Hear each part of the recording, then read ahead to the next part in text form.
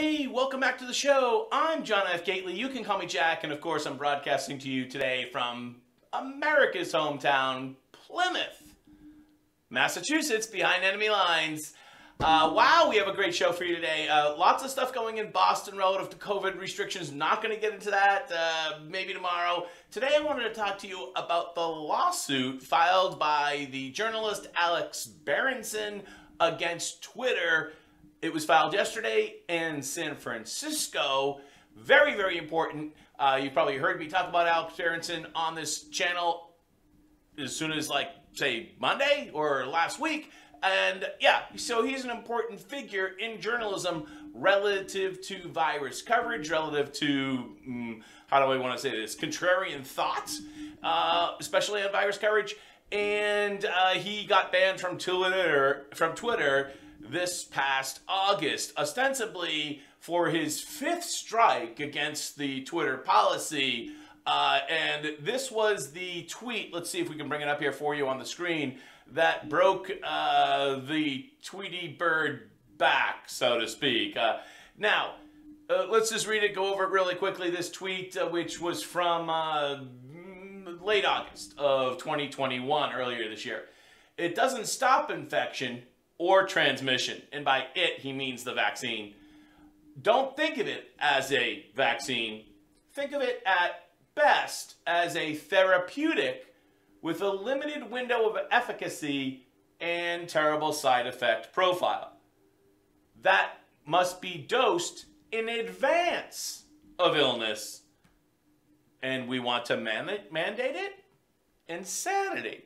So again, he's talking about the vaccine and the number of different varieties that there are.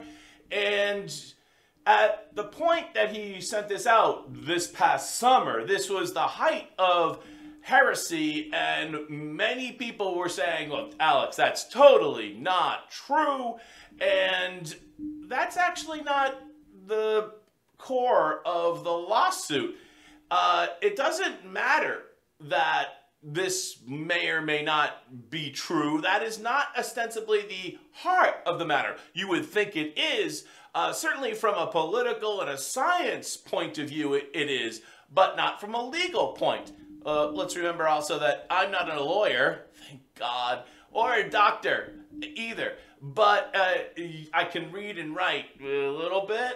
And yeah, so this is the tweet at issue here, or the final tweet. There were 4 other strikes he got before he sent out this finally tweet. He wasn't actually, according to the lawsuit, notified that this was the 5th strike, but it probably was. So this lawsuit, which I think we can bring up on the screen here, don't worry, we're not going to get into too deep on it. It was, or is 70 pages filed in San Francisco. I at first said to myself, because I believe Alex is a New York-based journalist, I first said to myself, why is he, as soon as I hit the button, I said, San Francisco, why? I mean, San Francisco is Twitter's backyard. But it ends up, they're located right in downtown San Francisco, it ends up that it's filed in San Francisco for a very important reason, for a specific California law, which we'll get into in just a minute. So, Alex Berenson versus Twitter. I think if you're going to read this, you're really, if you want to, maybe I'll put the link in the description. We will probably just focus on the first 2 or 3, 4 pages. Again, it's like 70 pages. You don't need to go over the whole thing. It reminds you that during 2020 and 2021, Berenson became a prominent critic of government public health policy relative to the virus. Many statements on Twitter, which were controversial at the time. That's an interesting thing, going back, of course, to the tweet in question. Almost all of this tweet now seems to be conventional wisdom, doesn't it, right? As has been so much the case in this pandemic, is that when you say something in, I don't know, April, everyone's like, oh, that's not true. And then come along June, oh, yeah, that's true. So, yeah, that's been a pretty common trend. So he had something like 340,000 Twitter followers at the time. His tweets were getting viewed millions, hundreds of millions of times. He was using the Twitter platform to support his business as an independent journalist, selling booklets and whatnot. Oh, I got one over there. Plus his book that came out recently, Pandemia. You can get it at all better bookstores or online sites. And he contacted Twitter because he was concerned that he might be up against their policy. And on numerous occasions, he spoke with executives at Twitter, and they said, nope, you're good, not a problem. Not a problem. He did this multiple times during the spring of 2021. Now, moving on here, I think paragraph 5 is the part where we really start to look into where things changed in his relationship with Twitter. Let's get a little deeper into this. Mr. Berenson's relationship with Twitter changed dramatically over the course of 1 week in July of 2021. On Sunday, July 11th, probably because he was on like one of those Sunday shows, Dr. Anthony Fauci, the chief medical advisor to the president, you all know who he is, called Mr. Berenson's comments by name, relative to vaccine hesitancy, quote, horrifying, end quote. By Friday, President Biden himself piled on, blaming social media companies for, quote, and this is the president's words in July, killing people, end quote, on account of their failure to adequately censor content in the eyes of the president. Hours after Biden's comment, Twitter locked Mr. Berenson's account for the first time. On August 28th, in the wake of even more calls for censorship from the government officials, Twitter permanently suspended Mr. Berenson from the platform, citing repeated violations of misinformation rules. Gee, you don't want to be sending out misinformation. Of course, what is misinformation?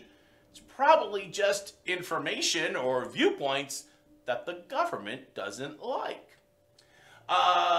Mr. Berenson, the lawsuit says, did not violate those rules. Twitter, on the other hand, broke its promises to Mr. Berenson because Mr. Berenson was consulting with Twitter.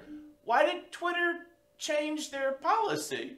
It seems as if, at least the lawsuit is alleging, that they changed their policy towards Mr. Berenson in direct relationship with the comments from Dr. Fauci and President Biden. There's a cause and effect there.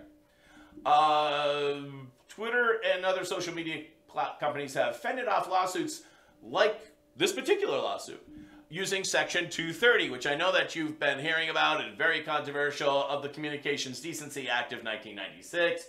Companies have argued, and many courts have agreed. The lawsuit grants this. That Section 230 gives them the legal protections of publishers enjoy, but none of the obligations. Twitter has also argued as a private company that they also have the First Amendment right to restrict what goes out on their platform. It's a very interesting use of the First Amendment argument, but I can see where they say that. You know, the First Amendment gives you the right to speak what you want to speak, but it also gives you the right not to say what you don't want to say. So, that's a legitimate point of view. This lawsuit is not, Section 8, a rerun of those long-running disputes. For one thing, different laws are at issue. Now, this is where they bring in California law from 1872 that says offers to the public to carry persons like a taxi, property like a railroad car, as long as it's not hazardous and that type of thing, or messages, end quote, are known as common carriers. As you know, if you're a taxi driver, which I once was, made my way through college as a taxi driver, you cannot drive by somebody just because you don't like the color of their skin or something like that. You cannot refuse a ride to them. You have, as long as there's no safety issue, you got to pick up whoever hails you down. Same thing with, say, a telephone company. If a criminal wants to get a phone line, they can do that. And if they're going to conspire to rob a bank or something over the phone line, the telephone company is not responsible for that speech. The criminal is, or the criminals. So courts have repeatedly applied the 1872 law to telephone companies and technologies that didn't exist at the time.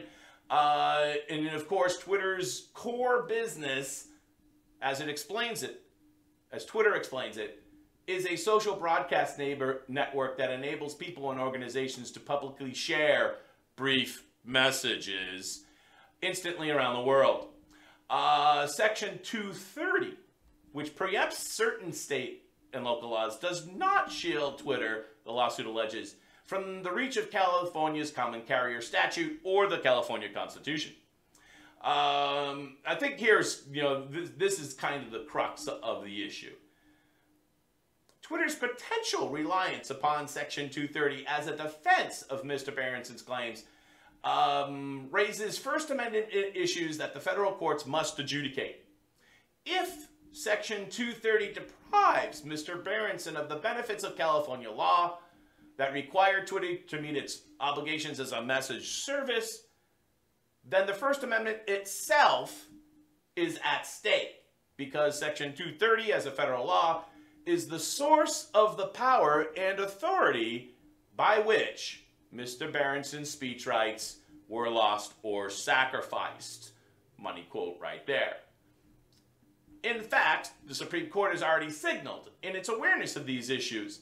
Earlier this year, California's the court's longest-serving member, Justice Thomas, openly asked whether companies like Twitter were in fact common carriers to the general requirement to serve all comers, and that was in the case of Biden versus Knight First Amendment.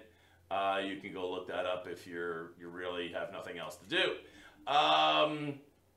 Mr. Berenson also has a uniquely viable claim that Twitter acted on behalf of the federal government, as we spoke earlier, relative to its actions immediately after Dr. Fauci's comments and immediately after President Biden's comments in July of this year. So the lawsuit doesn't state an exact damage. I think they stated that they're seeking at least $75,000 in damage for lack of public profile relative to Mr. Berenson's potential sales of his books and booklets. Again, wish I had one. It's right over there.